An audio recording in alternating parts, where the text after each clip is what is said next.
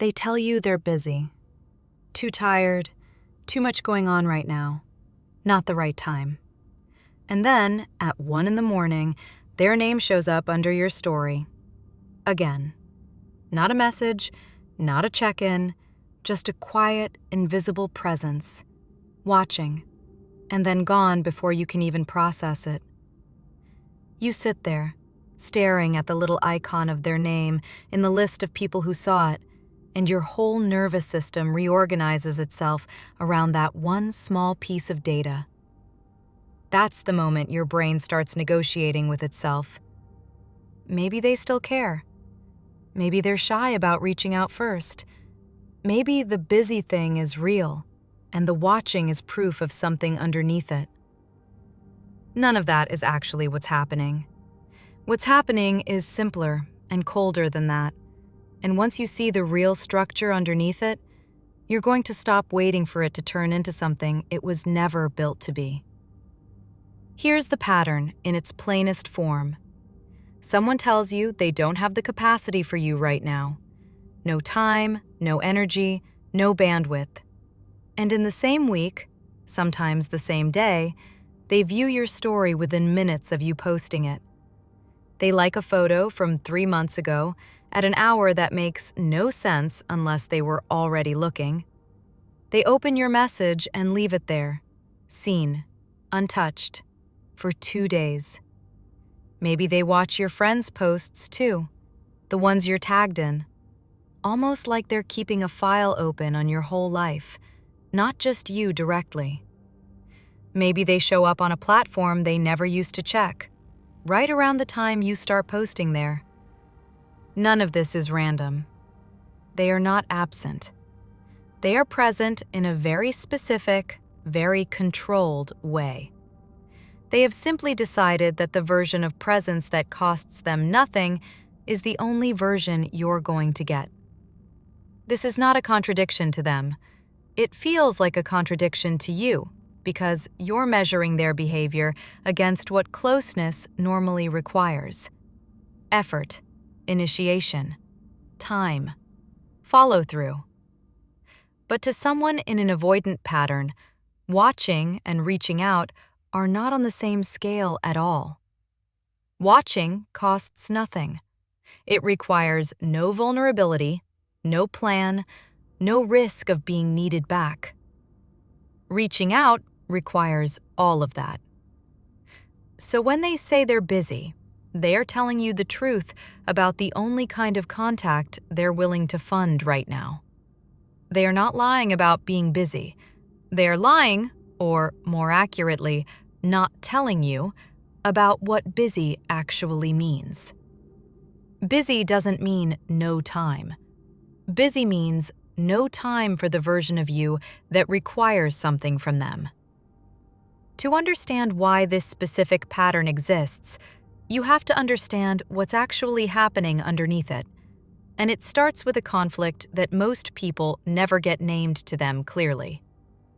Someone with an avoidant pattern is running 2 threat systems at the same time, and they contradict each other. The first system reads closeness as danger. Not danger like violence, danger like exposure. If they let you in fully, if they give you real time and real access to their life, they now owe you something. They can be needed. They can disappoint you. They can be depended on and then fail at it. That entire structure feels, to their nervous system, like walking into a room with no exit. So distance is not cruelty to them. Distance is the exit they need to stay regulated. Somewhere earlier in their life, closeness probably did come with a cost.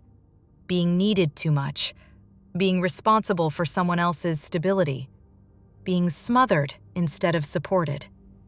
And their body learned that the safest place to stand is just outside of reach. This double bind explains something that confuses almost everyone going through it. If they only wanted distance, they'd disappear completely, block you, mute you, let the whole thing go quiet and stay quiet. If they only wanted you, they'd say so and act on it. Instead, you get neither ending. You get a relationship suspended in the middle, alive enough to hurt, never alive enough to grow. That middle space isn't an accident, and it isn't indecision in the way people usually mean it. It's a nervous system holding two contradictory needs at once, and resolving them the only way it knows how: by choosing the option that costs it the least in the moment, over and over, without ever having to choose a direction. If you could actually hear what's happening in their head in the moment they open your story at 1 in the morning, it wouldn't sound like a plan. It would sound more like a small, quiet argument with themselves. Part of them wants to type something. Part of them remembers exactly why they stopped. The compromise their nervous system lands on isn't yes and isn't no. It's watch, don't touch. Close the app, say nothing. That compromise feels like safety to them. It feels like almost nothing to you. Or worse, like something. Because you can't see the argument. You can only see the tiny piece of evidence it leaves behind. But here's the second system, running at the exact same time, and this is the part people miss. Losing you completely also reads as a threat. Not because they want to build something with you necessarily, but because you represent proof that they are still wanted, still chosen, still not alone. If you disappeared completely, if you stopped being available in the background of their life, that would cost them something too. So they are not choosing between you and nothing. They are choosing a third option that most people don't expect. They are choosing to keep just enough contact to keep the door from fully closing, while giving none of the contact that would actually require them to walk through it. This is not a plan they sat down and made. It doesn't feel calculated from the inside. It feels, to them, like simply checking on someone they still care about. But the pattern of it, the timing, the consistency of watching without ever escalating, tells you everything their words don't. That's what the watching is. It's not affection leaking through a door they're too scared to open. It's maintenance. It's checking that the option is still there without paying the price of taking it. This is the core of the pattern, and it's worth saying plainly because it will save you months of interpretation. Watching you is not the same as choosing you. Attention is not the same as availability. They can watch every single thing you post and still never once choose to build an actual life with you in it.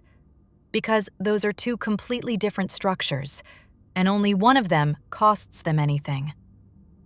If this kind of clarity helps your nervous system settle, subscribe.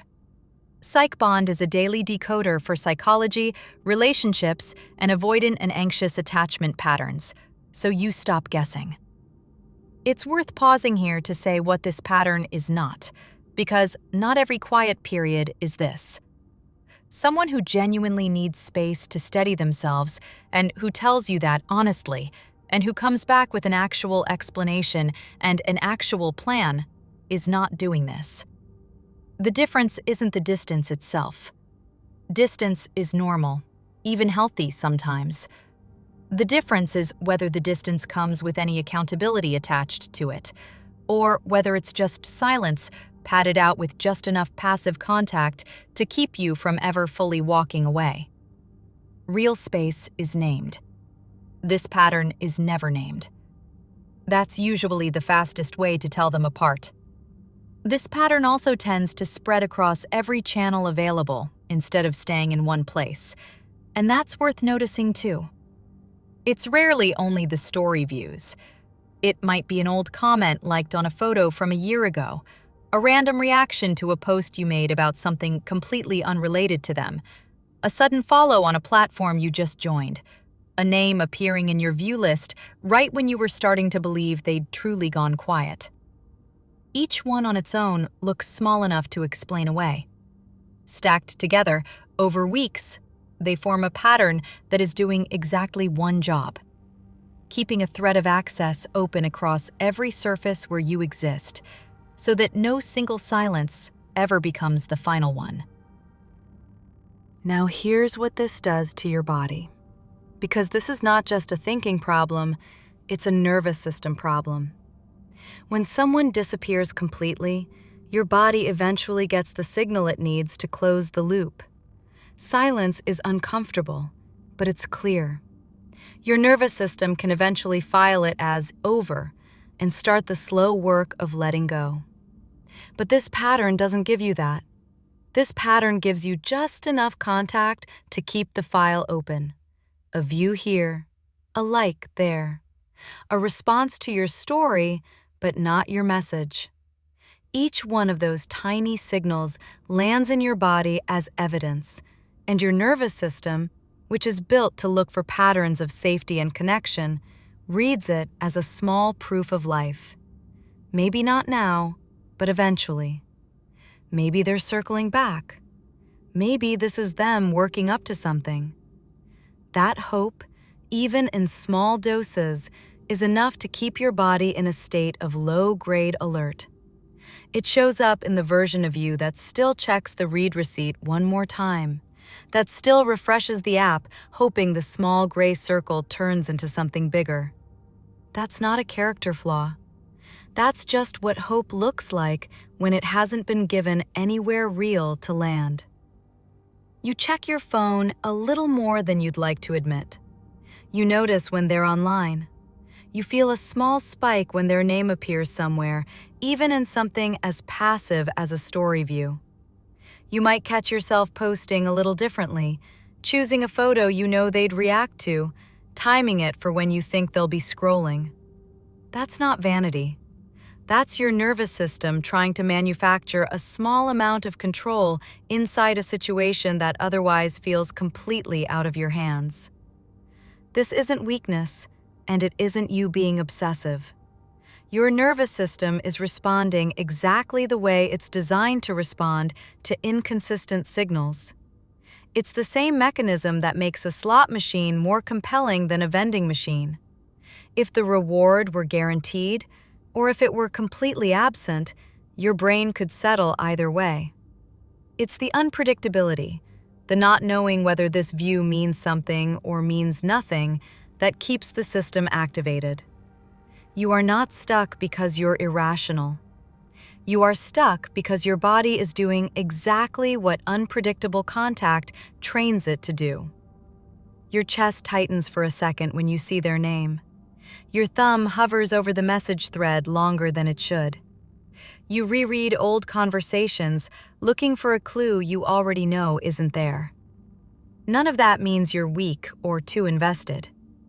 It means your body is doing exactly what any nervous system does when it's fed just enough uncertainty to stay switched on. There's also a timing detail worth naming, because it isn't a coincidence either. Notice when the watching tends to increase. It's rarely random. It often gets louder right around the moment you start actually pulling back, when you stop checking as often, when your energy shifts toward moving on. That's not them sensing your growth and finally deciding to meet it. That's the second threat system reacting to the possibility of real loss. Your distance is the one thing that makes the option feel like it might actually disappear. And that spike in their watching is a response to that fear, not a response to missing the real, whole version of you.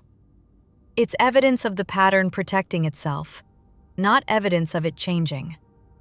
And here is where the misread happens. And it happens to almost everyone in this exact situation. So if this is you, you are not behind. You are just working with incomplete information. You take the watching as evidence that something real is still happening underneath the silence. You think, they wouldn't still be checking if they didn't still feel something. And you're probably right about that. They probably do still feel something. But feeling something and building something are not the same category. And this is one of the most important distinctions in this entire pattern. You might even notice yourself defending them in your own head before anyone's accused them of anything, building the explanation for their silence before they've offered one themselves. That instinct comes from care, but it's doing their explaining for them, and it's work they were never willing to do out loud. Feeling is cheap. Feeling requires nothing of them. They can feel affection for you from a completely safe distance, at 1 a.m, for free, with zero risk. Building requires structure. It requires time given consistently, plans made and kept, vulnerability offered without being asked for it first, and a willingness to be responsible for how their absence affects you. Feeling doesn't require any of that. So when you read the watching as proof that something real is coming, you are reading their feeling correctly, but you are misreading what that feeling is capable of producing. A feeling with no structure behind it doesn't turn into a relationship. It just turns into more watching. It helps to separate this clearly from what real reconnection actually looks like, because they are not the same thing, even though they can feel similar in the first few seconds. Someone who is genuinely working their way back to you does something the watcher never does. They tell you what's happening. They say, "I've been distant. Here's why. Here's what I want to do about it." They make a specific plan and follow it, not a vague reappearance with no explanation attached. The watcher never explains, because explaining would mean naming the pattern out loud, and naming it out loud would require the very accountability they're avoiding. If someone is only ever showing up in the passive, silent, low-cost way, and never in the specific, named, accountable way, that absence of explanation is itself the answer. Silence with structure attached is repair. Silence with only watching attached is just silence wearing a disguise. If you've already tried to name this out loud to them and gotten nothing but a vague apology or a promise that quietly dissolved a week later, that's not proof you failed to explain it well enough. It's proof that naming it isn't the missing piece. They likely already know, on some level, that they're doing it. What's missing isn't your clarity, it's their willingness to trade the low-cost version of you for the higher-cost version of actually being with you.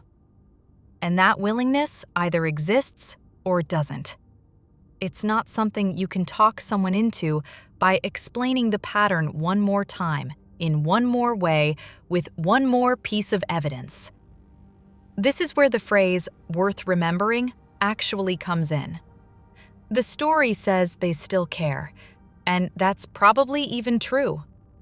The structure says whether that care is available to you in any form that matters. And right now, it isn't. Watching is not the same as choosing. Access is not the same as integration. They have access to your life, your updates, your presence, without ever integrating you into theirs. You are allowed to exist in the corner of their phone at 1 a.m, but you are not allowed into the actual architecture of their week, their plans, their real time. That gap between access and integration is the entire pattern. And once you can see it clearly, the watching stops feeling like a mixed signal and starts looking like exactly what it is: a low-cost way of keeping something without ever having to build it. It's worth naming what this pattern actually protects them from, because it isn't about you specifically, even though it can feel deeply personal. Every time they choose watching over reaching out, they are avoiding two things at once. They're avoiding the vulnerability of initiating contact and possibly being met with your hurt, your questions, your need for an explanation. And they're avoiding the responsibility that comes with consistency. Because once they start showing up in a real way, they now have to keep showing up. And that's the exact structure their nervous system is wired to escape. Watching lets them keep a version of you available without ever stepping into that responsibility. It is, underneath all of it, a way of avoiding choice altogether. Not choosing you and not fully letting you go. Just staying in the space in between, where nothing is required of them. And there's a quieter benefit for them too, one they'd probably never admit even to themselves.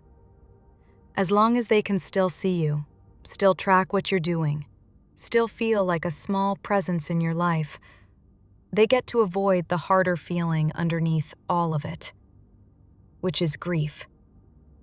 Fully losing you would mean actually feeling that loss. Watching lets them postpone it indefinitely, at your expense, not theirs. It's also worth asking yourself a quieter question underneath all of this. Not about them, about you. What would it actually cost you to stop waiting for the version of them that only shows up when it's free? Not the version that watches, the version that chooses.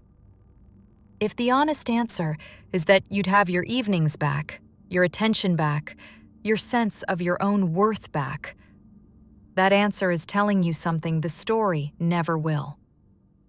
Capacity isn't a feeling someone has for you at 1 a.m. It's what they consistently make room for when no one's watching them do it. So, what does the actual structure tell you, separate from the story your hope keeps building? The structure tells you to stop reading passive signals as active ones. A story view is not a message. A late-night like is not a conversation. Being seen by them is not the same as being chosen by them. If you want to know what someone actually feels capable of building with you, don't look at what they do when it costs them nothing. Look at what they do when it costs them something. Time, initiation, follow-through, consistency when it's inconvenient, a willingness to say the hard thing out loud instead of letting an emoji or a view speak for them. Those are the only signals that actually predict a future. Everything else, all the watching, all the late-night attention, all the quiet presence that never turns into anything, is just evidence of feeling. And feeling alone was never enough to build a life with someone. If you're in this right now, here's the shift that actually matters, and it comes in 3 parts. First, stop trying to interpret the watching and start responding to the structure instead. That doesn't mean confronting them about every story view, and it doesn't mean disappearing dramatically to prove a point. It means quietly stopping the habit of rewarding low-cost attention with your own availability. When they resurface with something small, a like, a view, a random text that asks nothing of them, notice it for what it is, without organizing your evening around it. You don't need to punish them for it. You just don't need to treat it like news. Second, stop performing for the watching, even in small ways.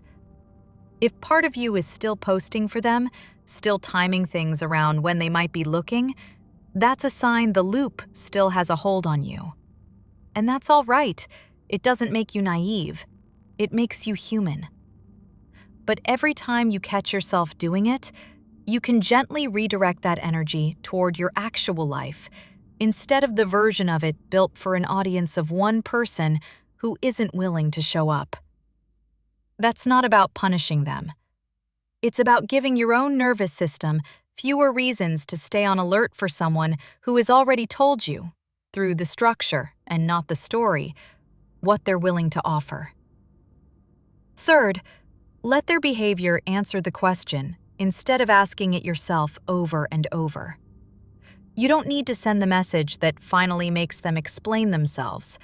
You don't need a confrontation to get clarity, because the clarity is already sitting in front of you in the pattern itself.